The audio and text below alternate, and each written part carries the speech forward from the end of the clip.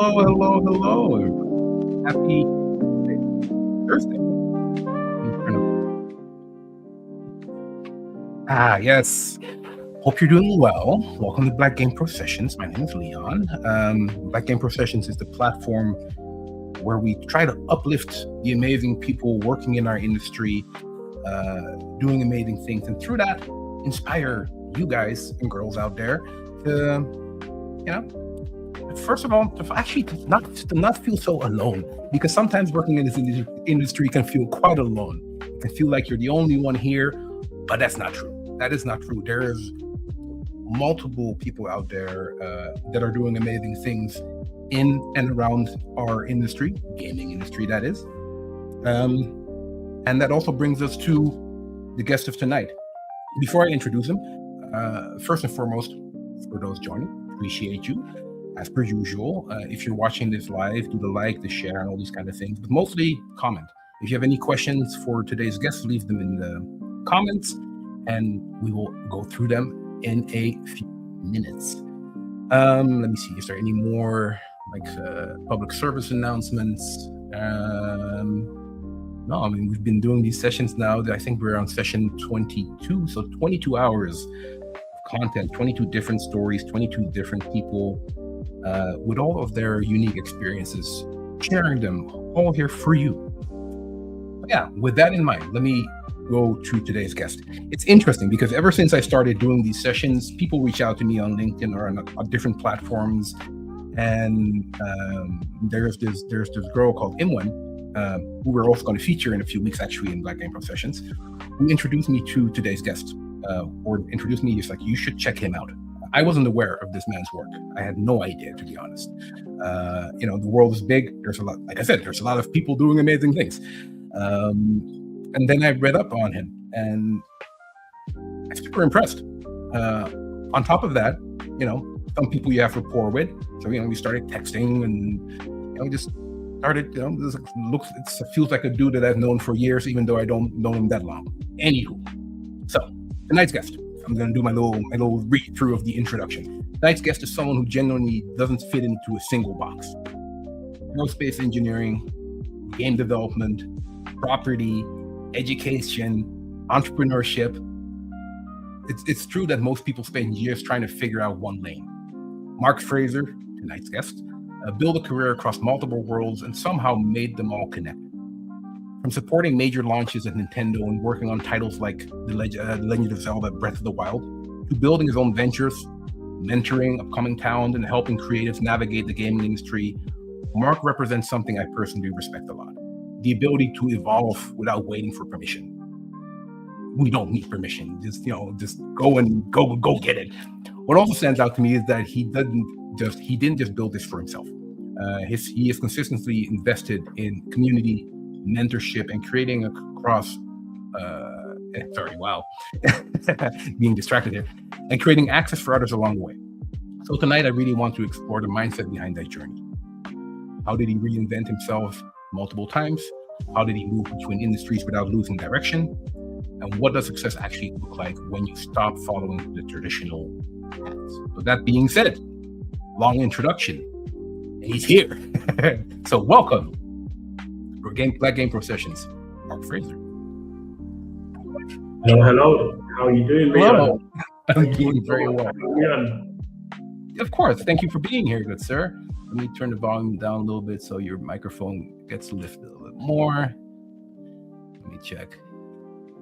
So, can you say something? Because you sounded a little bit far away earlier. So can you hear me now? Yes, you're here. Thank you so much for being here, good sir. How have you been? It's been a little bit rainy in London, but we keep up our spirits. We like to just have a stiff upper lip, as you would put it. I'm here in an MBA building. Kofi Papong was so generous to let me actually use the facility today. So I'm happy to be here. Shout out to Kofi, indeed. Shout out to Kofi. Could you maybe bring them? I don't know if you have the mic from the laptop or the mic somewhere else, because I just want to make sure that you sound the best that you can. Let me, so I'm using the actual laptop microphone. I'll turn down the volume on the actual, speaker, so Yeah, sure. maybe, okay. It's all Is good. that You know better what I now? mean? Can you keep on? Is that better now? It's a little bit better. Yes, that's much better indeed. Let me also turn the volume down on the audio in general, so that we, it's a little bit more of a background kind of vibe. So yeah, Mark, dude, your title is like multi-hyphenated. I was, it's like I said, when I started doing these sessions every week, started back in September.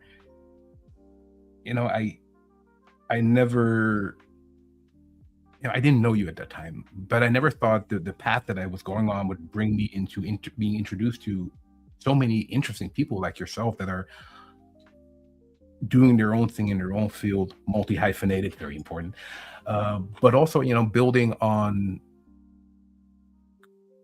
working on creating legacy, working on mentoring, working on the next generation. And that is something that I was super inspired by reading your story and seeing some of the interviews that you did. But before going into all of that, because it's a title. I mean, you're more than a title, of course. Shout out to Jared for the More Than a Title podcast. Take me back, dude. I mean, it's where did the story start? What was the foundation that built the man that you are today? And I know it's a big question, but we have the time. Well, it started a very long time ago.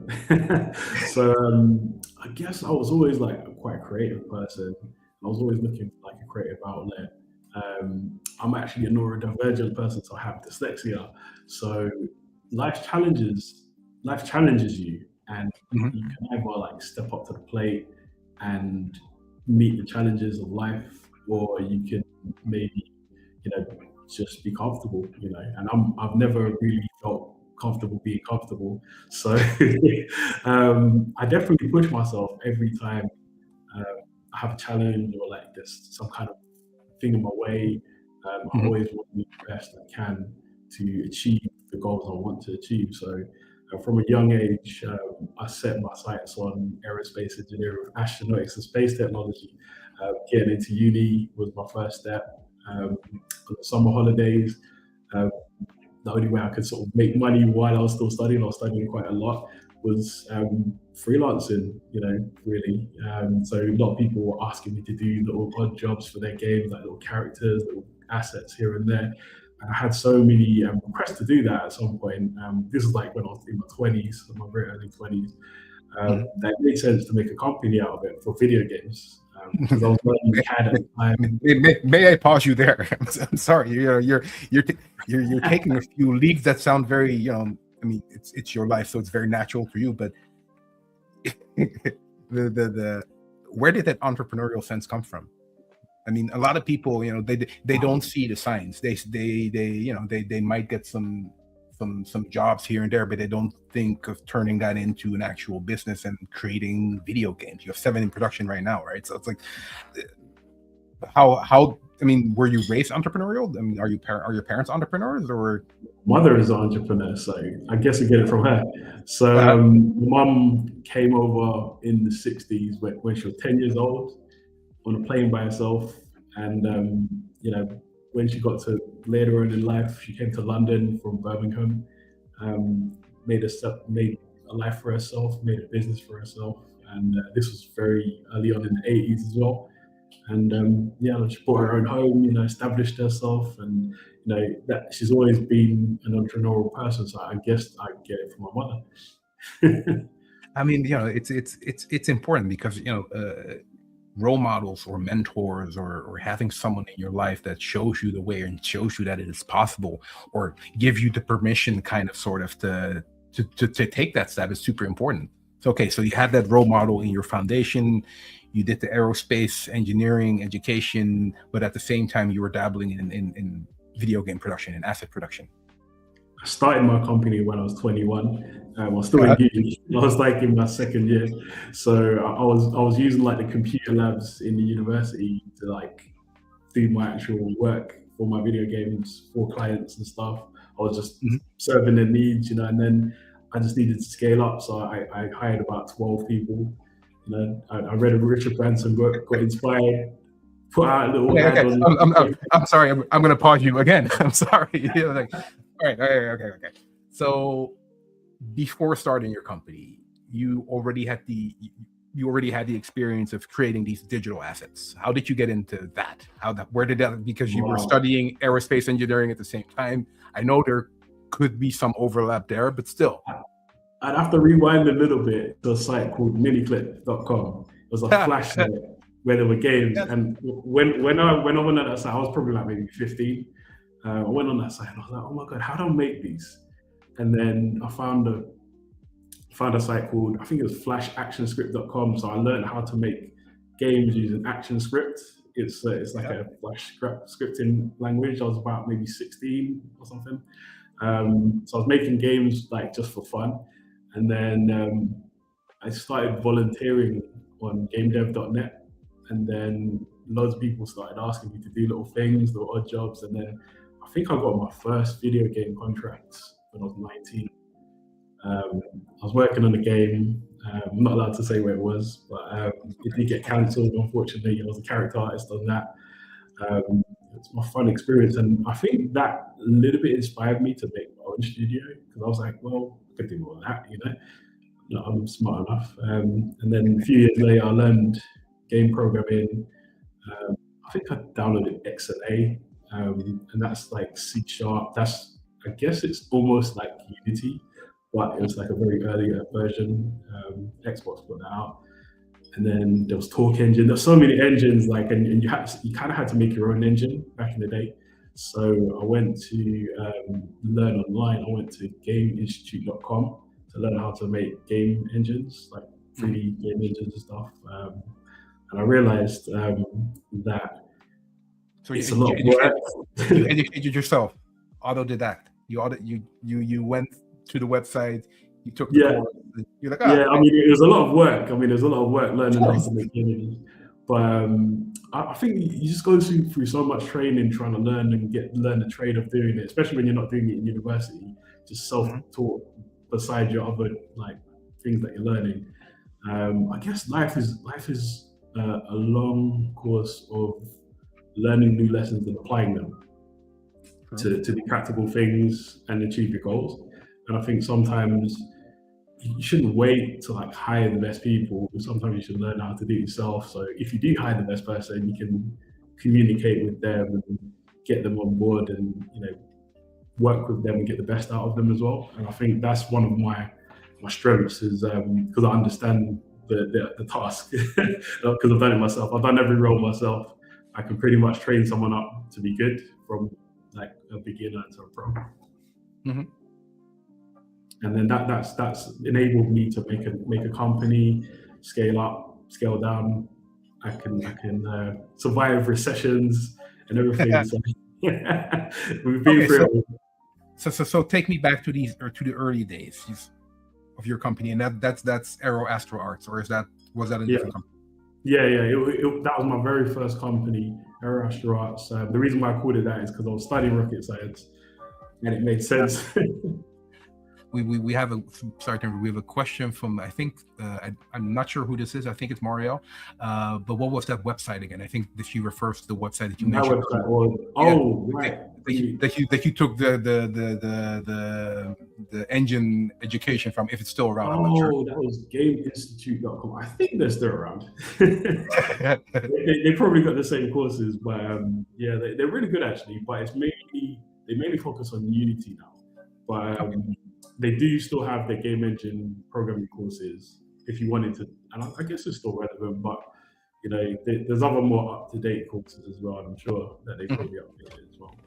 It's really good training. It will give you a good understanding of everything. There's loads of training materials these days. The world is very true. That is true. All right, so early days, Aero Astro Arts. You start a company. How did that go? I mean, you just went to the Chamber of Congress or the Chamber of Commerce? I just opened it with because I was at Kingston University. Down the road there was Barclays Bank, and Barclays just opened it for me. So they just literally opened my company for me with a bank account. It was easy as hell, and then I got an accountant to deal with my stuff. so I didn't have to worry about that, and then keep tax man off my back. And so important. People forget about yeah. that. Yes, don't never forget about taxes. Yes. The HMRC are very lovely people. So, so yeah, literally just as long as you kind of cover your bases in terms of like the accounting, the legal stuff, and everything else, then you can focus on what you're good at and the things that you opened your business for to solve a problem. So in my case, clients needed like someone to make their video games because they didn't know how to make video games, and I solved that problem for them, made a lot of money.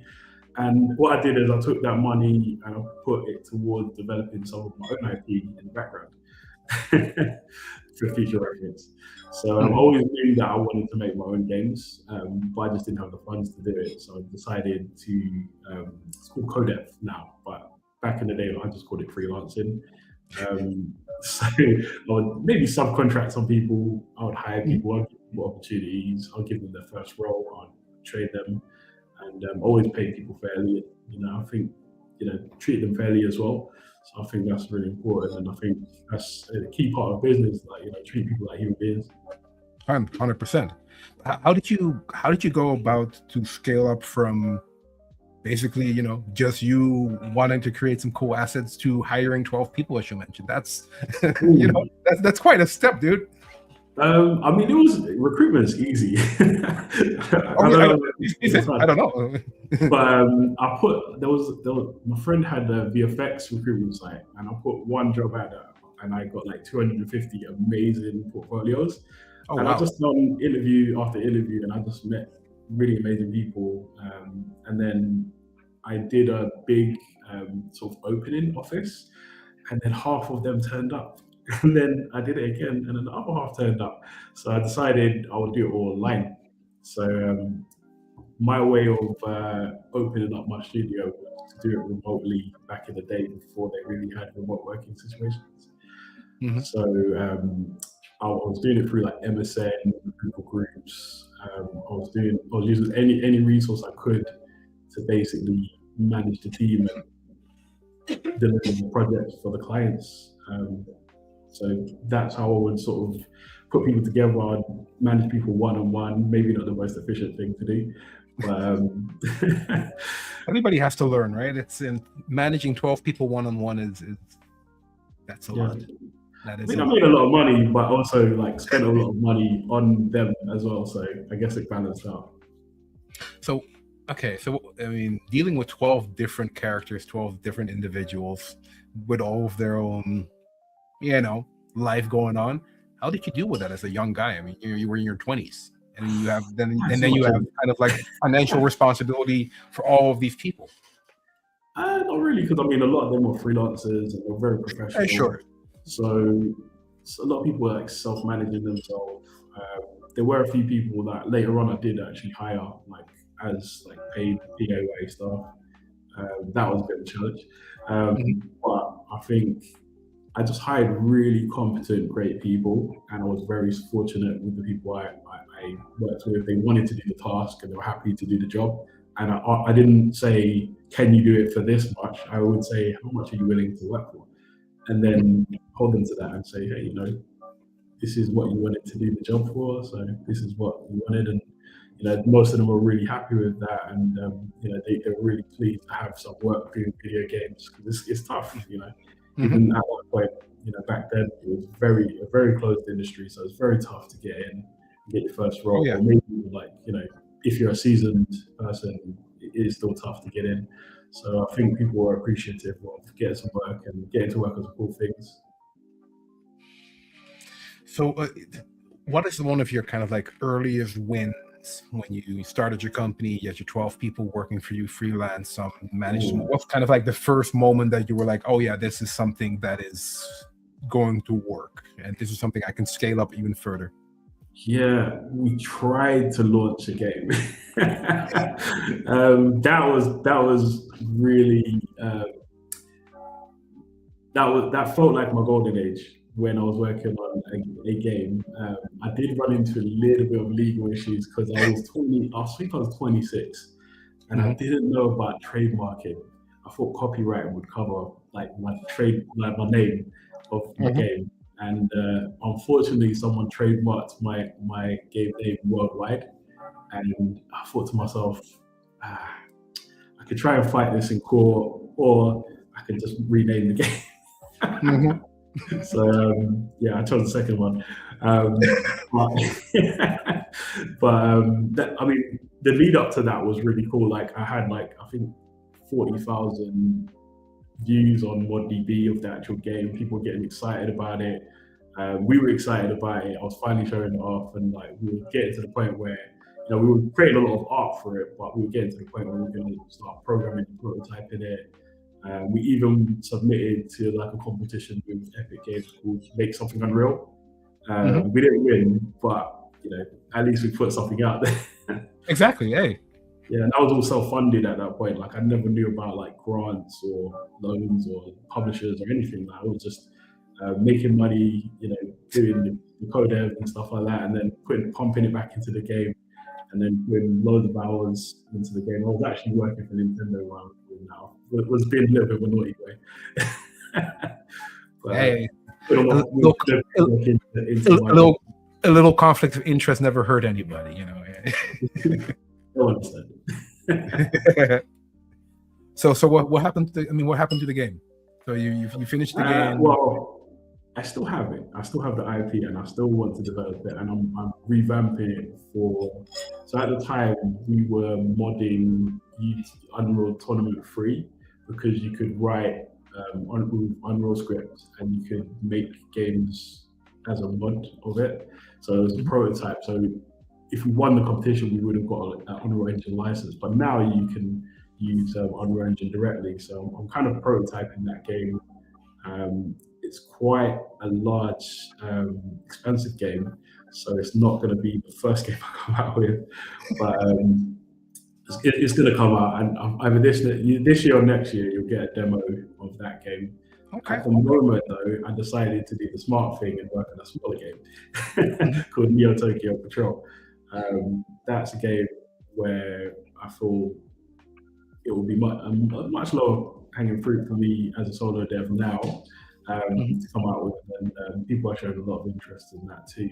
It's a nice little way to sort of break into the market with something I put a little bit less time and effort into than this, and learn lessons about, because publishing is very, very different from codev. From working for a client, you're just serving their needs, and when you're publishing a video game yourself, you're catering for the player. If that makes sense. Yeah, that makes a lot of sense. So you, as the founder, owner, CEO of that company, how do you decide which project to invest in? Because I assume that there's a lot of ideas. Everybody has great ideas. Well, there's a lot of legacy material that we already invested in already.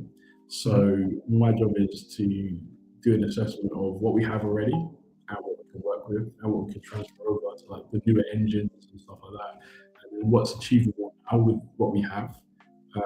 Also, what I've been doing now is a lot of training in terms of like looking at the data, market data research, and also gauging like how the game might be received. Doing a lot of training with like trade bodies like UKIE, IGA, and a lot of different like bodies provide data and also methodologies to look at the data at the market and see how your game will achieve, and also a bit of training about how to build a community around what I'm doing as well. So that's what I'm doing right now. I'm building up our community. I'm showing them what we're doing as we're working on the game, and I'm also improving my own skill set as well, so I can be a better leader and developer. All right, so there's a few questions that I have for what you just said, but starting with the few things that you want to learn as a as a leader and developer. What's the main thing that you want to nail that you still haven't nailed yet as I would say HR. The human condition is a special thing, and I would say definitely like making sure that people are happy in their role and fulfilled, and you can help them navigate stuff that might happen. So if I do scale up again, like I've had a lot of like freelancers that I've managed a lot of people in the past, I'm sorry they're there now. But if I scale up in the future, I want to make sure that as a leader, I'm ready to take on that responsibility, because it is a different time, and people have different sentiment and different things that they feel these days. So I feel like maybe then, not as gritty and tough as before, but like they're definitely as creative. So I definitely want to be able to work with people and also make them feel satisfied about what they're working on, and also to stay with me a long time. One of the problems I had in the past was to get people so good that they would want to move on to another company. They get poached and go to. All right. Yeah, that did happen quite a bit. So I mean, they obviously got themselves good, but I want to make our company into a company where they feel like it's their home. That they've got a sense of ownership of the product that we're putting out. So how do you do that? How do you create that feeling of ownership? Do you give them shares, or is it culture? What's the thing that you think that keeps people there? If I do take them on again, there is there are programs that I could potentially take advantage of, where you can create employee shares if that was the case. But I usually pay people really well, so I just pay them above, like maybe a bit more than I should. But I think usually I sort of just in an interview I find out like what they want, because they're interviewing me to work for me as well. So I find out what they want to achieve, and then I see how as a company we can achieve those goals. So if they want to like go up on the stage and talk about what they were doing on the game, then I try and make that happen. If they want to like work on like a specific type of character, like if it's going to benefit the actual project, then I'll try and give them some creative freedom, so that way they can say, look, this is how I've impacted this game. Because a lot of the time in video games, you're working on something very small that's insignificant, and no one ever really gets to see it. But if it's in the forefront of the game, then at least you have those moments where you can say, I worked on that. If that makes sense. I think that makes a lot of sense. Just for those moments. Yeah, no, that makes a lot of sense. I mean, it's keeping your. I mean, I don't have any staff. I have few people in my team, but keeping your team happy is super important. And giving them ownership, or giving them feeling of ownership, or giving them the thing that they need in order to feel fulfilled in their job, purposeful, I think is super important. So when you're hiring people, what are some of the main strong characteristics that you're looking for? What is like the thing that you're really like keen on? Okay, I need a person to be this and that, but also at the same time, what are some of the things that are complete turn-offs when you are turn-offs is maybe not the right choice of words, but the things that made you say no? Yeah, I mean, literally, I think I would say everyone is a little bit different. Like I couldn't really like nail down one thing, but I would literally say that I'm looking for people who are proactive, who want to build a career, and are open to growth and feedback, and also they're professional as well. Like I think that's just, you couldn't ask for more. But I would say everyone is a little bit different, and I'm looking for that spark of inspiration from that person, from creativity. It could be, maybe they want to impact like, the industry, and I just want to see that, you're passionate about what you're doing. Yeah, I mean, it's okay, fair enough. Yeah. So you have this one company busy creating amazing games, 7 in production once again, and you decide it's not enough. I want to do more. So you created some other companies, 7 to be exact, I think. Yeah. Did that happen, or did that happen organically as kind of like an extension of things you're already doing, or is it just because you can't sit still and you just want to have so many things to do? Oh my god, a little bit of both, I guess. I was a little bit of a busybody. So again, going back to my mum, like she's always trying to get into property, and I was like, you know what? Like she's been doing it for a while now. Let me try and like see if I could pick up the mantle and maybe like do it on my end and see what I can do with my connections. And I did start a property company, but it was more sourcing like properties and packaging deals. And then I get invited to become a luxury broker. So I was, they were giving me multi-million pound properties to try and sell to people I know. Crazy. And you wouldn't believe the kind of places like Hyde Park and stuff like that, the amazing locations I got. So I would basically pitch those to my network and see if I could like maybe sell a property to somebody and then put that into my video games. Mm-hmm. So I guess it's a good way to like fund your business, like through property and transfer funds through business and invest them in different. I mean, if you manage to sell, of course, I mean, you need to have that specific set of skills. I did have some experience with sales. I've even though I've been an entrepreneur, I've had many jobs. I've also had many jobs. Yeah. Like everybody else, I think we all kind of go through. At one point, I had 3 jobs. I had like Nintendo, I was an Army cadet instructor, and I had my business. So that was a crazy time. That's a proper hustler mentality, and that's like you can't, just keep it pushing. Yeah, I mean, and the other businesses like they would come up with opportunities. So I was hired as like a direct marketing salesperson, and part of that was like getting promoted to start your own office, and like I was running around training people. I think I might have done like 300 interviews recruiting people in a year. Wow! I was like the top 3% in the country for recruitment for that. I got promoted 3 times in about 4 months. I was just smashing out and then traveling around the country, just trying to sell like stuff for like people and stuff, and then training people how to do that too. And it was a little bit of a pyramid scheme, I guess, but I learned a lot. And I was like, yeah, this is management training and interview training, and I brought that all back to my company. So it was kind of interesting what you learn on the job, doing different things. Sometimes you're not doing it for the money; you're just doing it for the training. Oh yeah, bring it back. 100%. Yeah. Money is, a lot of people they look at money as what the most important thing of getting a job. That sometimes the experience or the network or just the grind is something that might be even more valuable than money. In my opinion, in my humble opinion. Yeah. Well, I mean with so many, yeah, exactly. But with so many different hats that you wear and have worn, the logical evolution seems indeed founding or co-founding another company called Learn Any Job.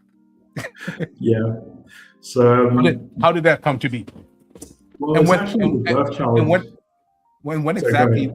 And what's the time frame that we're talking about? Because you still have Astro Arts, you have a job, overlapping stuff. So yeah, I mean, I help out so many people, and one of my cousins had a great idea. My cousin Moses Reed, he had an amazing idea. He's actually a BT engineer. He's a veteran. I just wanted to help him so much and support him. He had a brainchild of solving the problem of people who are in neat situations where they're not in education, but they need training to get into work, if that makes sense, into a trade or like into some type of profession. And maybe like they have trouble actually getting some of the work experience to get into their first job. So he came up with a great idea of just learning a job. And it was before like a lot of like these different other companies popped up. A few years ago, maybe 5-6 years ago, he came up with the idea. And then I just pulled together some of our resources to work on the website for him, with him as well. It's all his brainchild, but like I'm like the technical guy behind a lot of the stuff, and he's like the visionary behind the actual behind the business. So he's really making he's really making something special with that. And I feel like a lot of the things that I've done, like Unreal training and workshops for people, I think we could fold that into that as well, where we could do something with video games. We could do something with. I've still got my space connections from when I studied. And I've got like even more connections in space. I have my space connections. That's yeah. one of the best flexes. yeah. I've got them all over, and I've got like I don't want to talk too much about all my connections, but I definitely want to like pull all my resources into that business as well. To support him. I mean, it's not about the name dropping part, but it shows once again that network can be net worth.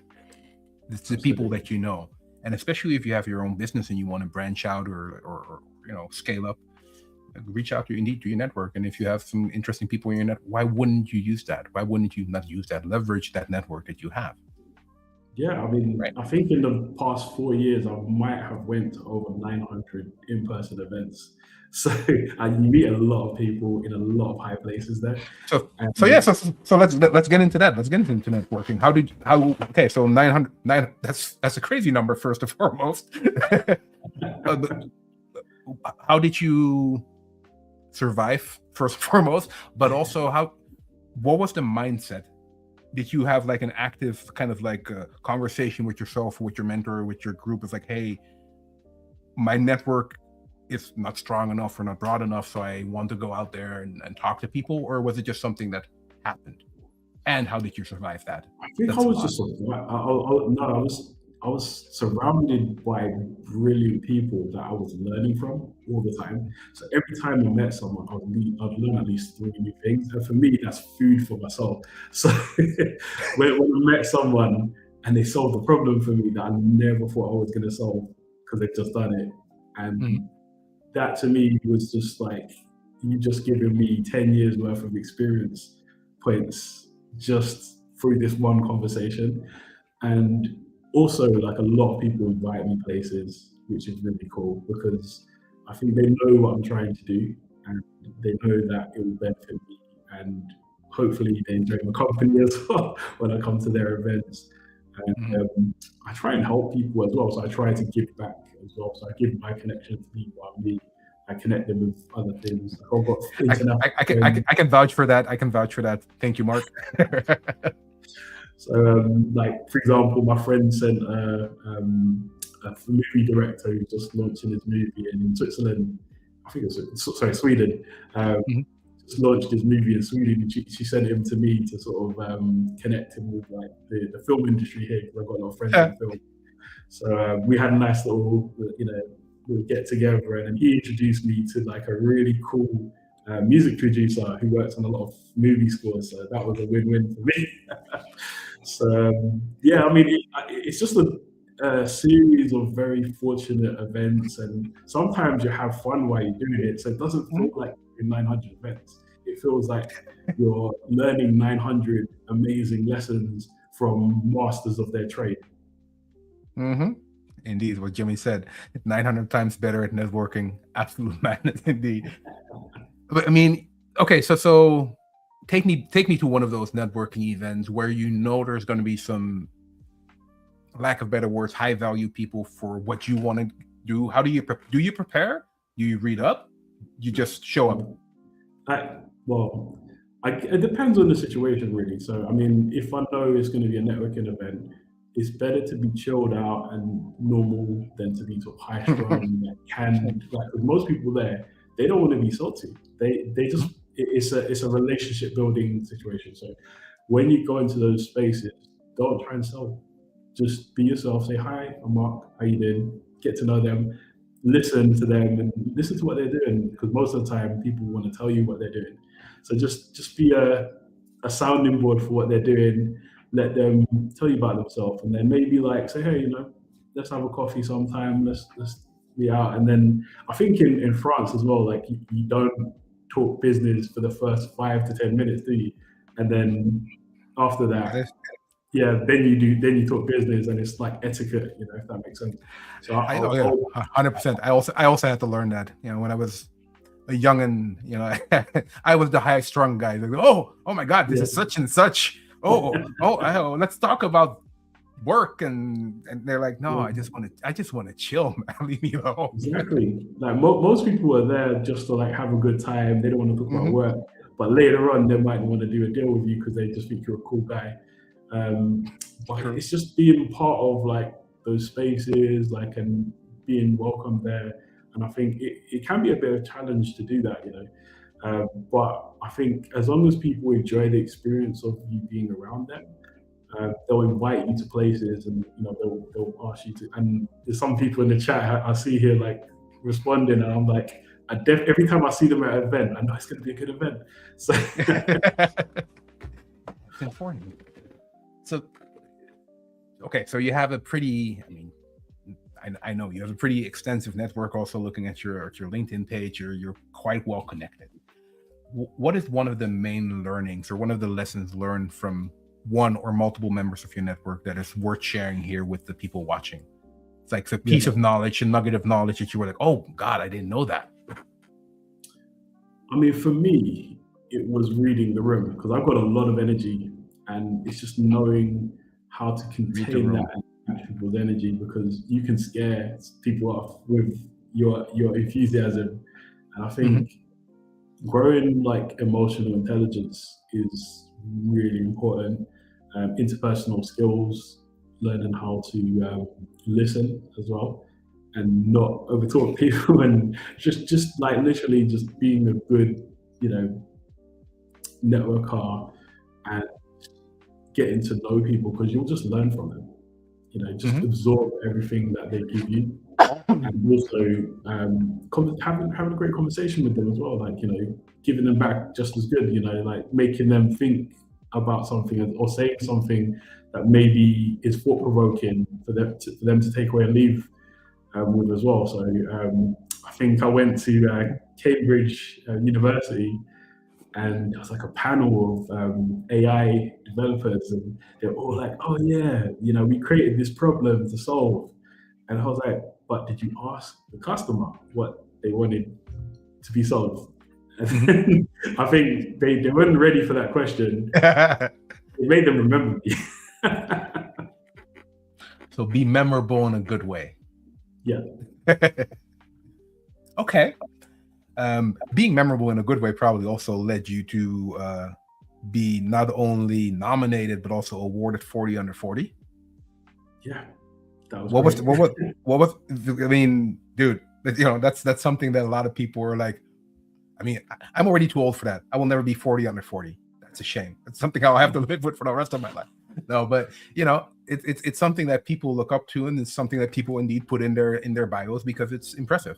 And it's, you know, how did that come to be? Because I think it's your for both UK as well as international, right? Yeah. So how that came about? Yeah, of course I am.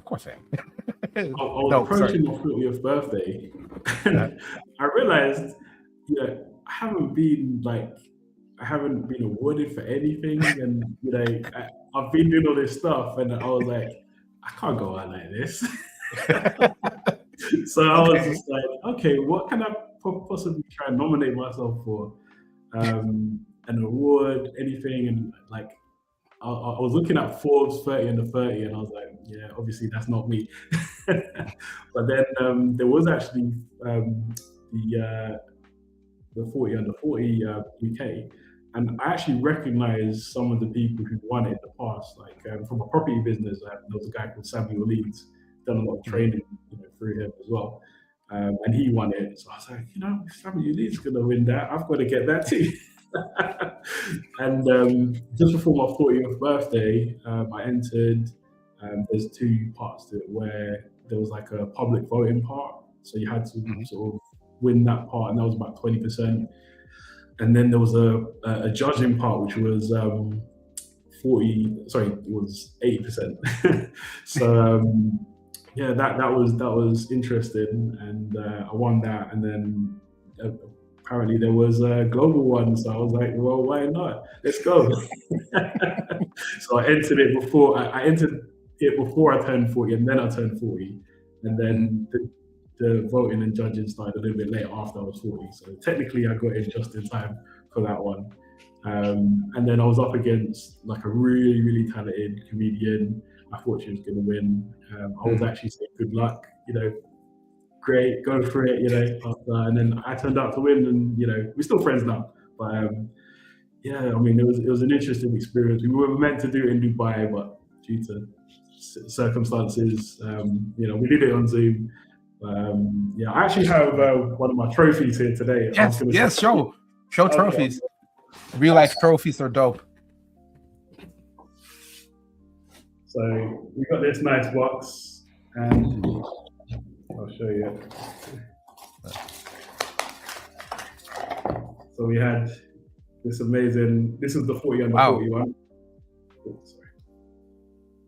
That is so cool. This amazing one, and also we got not just a trophy, we got a medal as well. Oh, you got some bling. Yeah, we got a little bit of bling, and a few other little trinkets as well. It's nice. It's just nice to like have, Have you worn that medal at home? Do you wear it at home? I felt a little bit like Mr. T, but It's okay. It's all good. I understand. I would wear that medal too. Did it change anything? I'm still waiting on my global one though. I'll get that at some point. Hey, then you have a trophy cabinet behind you at a certain point. Then it's great. Oh man, it's waiting for the BAFTAs, the Emmys, the Oscars. Whatever I can get. What is next? Do you think? Like realistically speaking, in regards of like, what are you putting your focus on, and award that you would like to win, that you will win in the future? The focus is back on the companies, like what we're doing, and like I'd rather win awards for making positive impact through learning the job, and also awards for actual video games, if that makes sense. So we're coming up with video games. I see some amazing people pop up there. And I would say I would like people to appreciate our work, and I'm going to work very hard to achieve that. So I feel like there's a lot of people in the industry who are very deserving, and I feel like I'm going to meet the challenge of matching that energy with everybody else in the industry and provide a product that everyone can enjoy and hopefully play for a long time. And hopefully, maybe if they appreciate it enough, they'll nominate me for an award if they feel like I am worthy of that. Wow, that's very well answered, very well rehearsed. I like it. No, does it change anything when you have these titles, these awards? Does it open doors, or is it just a nice anecdote, a nice story? Did you see an increase of business, or did your network go up? I was hoping it would open doors for other people. So like my mentees, and like and every time I open a door and connect to someone, I'll always connect them to someone else I know to help them solve a problem. So I feel like it enables me to strengthen the network that I have, even at the lowest levels, and raise every boat, if that makes sense. Because if you raise a community, it's better than just raising yourself. And I feel like you should share your network, you should share your resources, you should be open with like your learnings and things like that, because then you empower other people to be the best people they can be, and then you're surrounded by amazing people. And that's the best optimal situation and optimal environment to thrive in my opinion. So I always, if I'm winning an award, I'll be like, this is for everybody. I mean, I refer to this man a lot, one of the former Black Game Pro Sessions guests, Gordon Bellamy, who mentioned, indeed, that this career or life in general it's a multiplayer game. You can only get so far if you play alone. But indeed, if you have a team surrounding you or a team working with you to uplift what you're already building, that's so much stronger. Absolutely. I couldn't agree more. I mean, wise words. I definitely need to write that down. He's a wise man. You should. I mean, if you're not connected yet, I can make that connection. I will make that connection for you. Exactly. I have maxed out today on LinkedIn, but like any way you want to get in touch with me, that's fine. Maxed? Wow. Okay, you're maxed. Wow. Is there a max? So there's a max of like Yeah, there's a maximum. I mean, to be honest, like I think I'm moving more to Discord, but I would definitely, and also my page as well. I've got my page that's not maxed out, but I would say maxing out on LinkedIn is a bit of a challenge because you can't connect with more people. But it's something that you have to sort of manage. I guess you have to find inactive accounts that are just dead, then connect with people.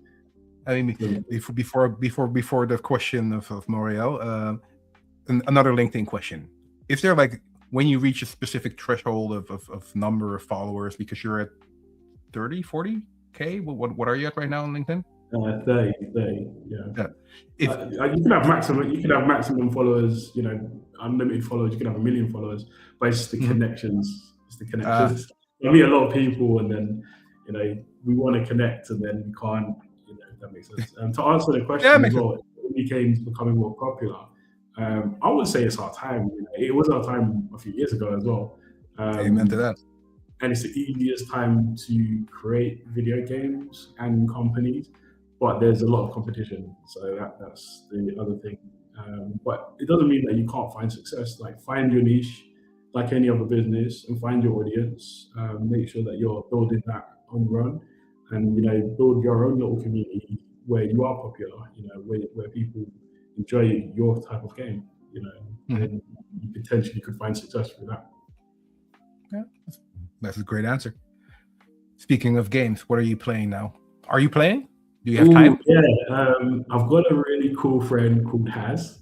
Haz, yes. It's a really cool retro game. It's cats in space with rockets and stuff. It's really cool.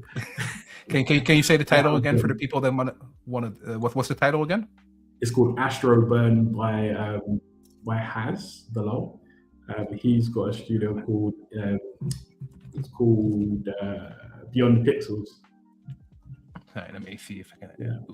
I'll put it in the. This is the thing about indie games, that we shout at each other all the time, even though like it's not. Yeah, so it's Astro Burn by Beyond the Pixels. Let me type in Beyond. It's on early access now, so definitely get that game. It's really fun. Well, yeah, we all play each other's games, and we all support each other's Kickstarters. We all rooting each other on. So I've got so many friends in the industry who launch their games, and I'm always like buying them and supporting them. And I think everyone should do that, And hopefully, when I release my games, they do the same. Of course, they will. And I will try it out too when it releases. I will definitely support that as well. It's called Neo Tokyo Patrol. Well, let's get into that. Neo Tokyo Patrol. When is it releasing? When can people see more? Where can they see more? I'm doing a showcase this month in person with Twitch streamers at an event called Link Up London. It's a Twitch streamer only event, but I'll be doing more shows. Like I'm waiting to see if I get into the Tokyo Game Show for the select indie 80. So I'll put my application through. I'm hoping, if I don't get in, I'll find another way to get to Japan. It's very competitive. I mean, are you planning to do Gamescom? We'll see. I mean, for indies, I heard that Gamescom, you can kind of get overshadowed a lot, if that makes sense. So, as a small business, you've got to gauge like your audience. If they've got an indie spot like where we get highlighted, they do. Yeah, I'm in the mix with like AAA. And I mean, but I mean they have an indie pavilion, but also you're a UKIE member, right? So I think they have presence there. We're not part of the EU. We're not part of the EU. Okay. So, yeah. All right. Fair enough. Yeah. Anyway, sorry about that. I didn't want that. Fair enough. What is next for someone that seems to be a serial entrepreneur, businessman, doing cool stuff? So much room for growth. There's so much. Exactly. It's like how do you stay focused? I would say I do say no to a lot of things. So I do get recruited or headhunted for a lot of things that I would otherwise jump at and like love to do. Mhm. But learning to stay focused on one project and finishing it is the most important thing for me. So I think sometimes you have to think long term and Yep. think about, okay, yeah, this will be money for now, short term, but it's going to delay me by like 6, 7 months making my game, which I could have made 10 times that, if that makes sense. Yeah, it And makes a lot of sense. also, like, there's the other factor of building a portfolio of games as well. So it's not always about money. Sometimes it's about like the reputation and the brand that and the experience that the players have with you. Like you might not make a ton of money, but if people enjoy your games, they'll come back. So it's just building trust and reliability as a business to deliver the playing experience to the actual players. Yeah. You want them to know you and your company for the games that you make, just like Yeah. Ubisoft. Respect. Yes. Yes. Respecting your community is super important. These are the people that buy your game, so you need to create amazing experiences that they love and that they want to be a part of. It's also, it's almost linked to what you said in managing a team. It's like giving them the feeling of ownership, giving them the feeling of purpose with the product or the experience that you build out for them, I think. Exactly. Before I let you go, because I know you're a busy man, you're at Urban MBA right now, which sounded like a very cool concept to me. The title, under the title, it said the University for Street Entrepreneurs. Tell me about that. And tell me about that, the amazing work that Kofi is doing with that. That is a conversation you're gonna have to have with Kofi.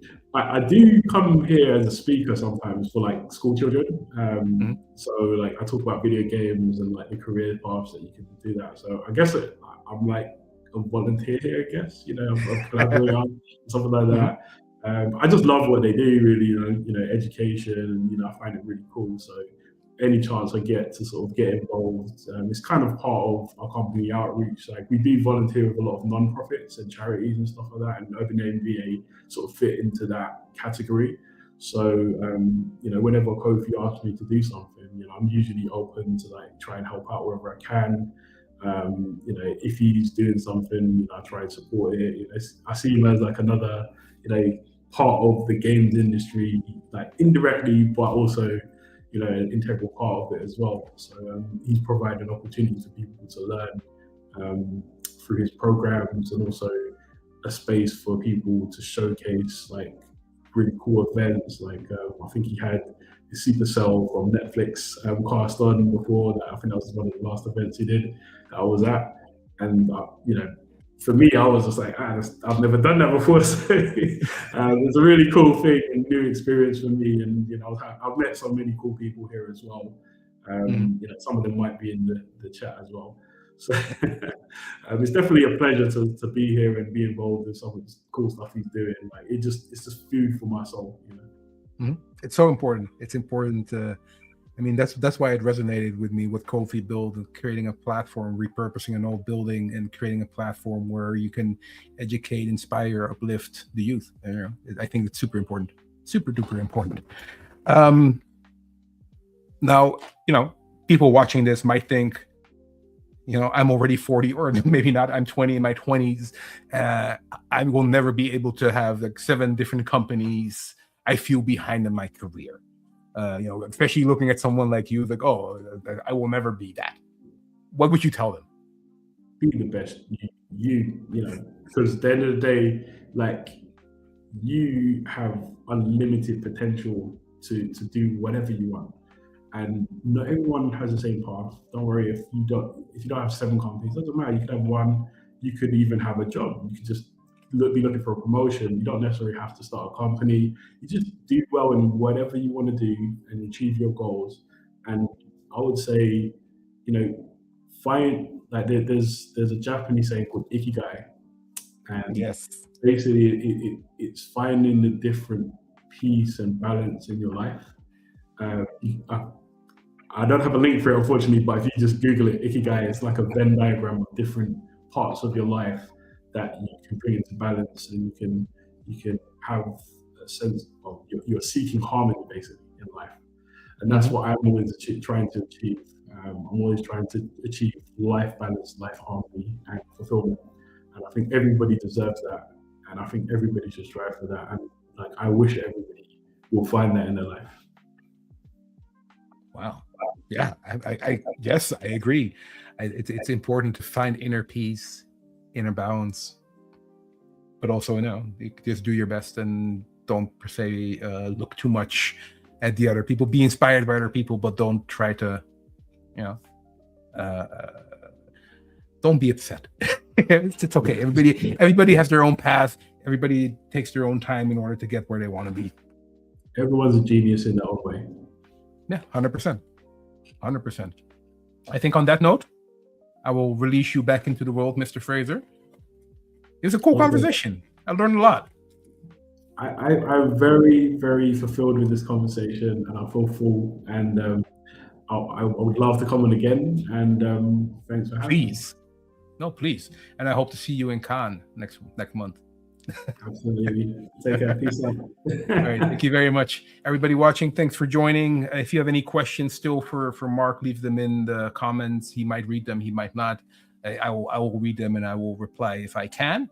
Thank you for watching. And we'll be back next week, next Tuesday, with Terrell Fields, co-founder of Blurred. So BlurredCon and all these wonderful things. So we're going to talk about that then. And on that note, deuces. Thanks, Mark. See you.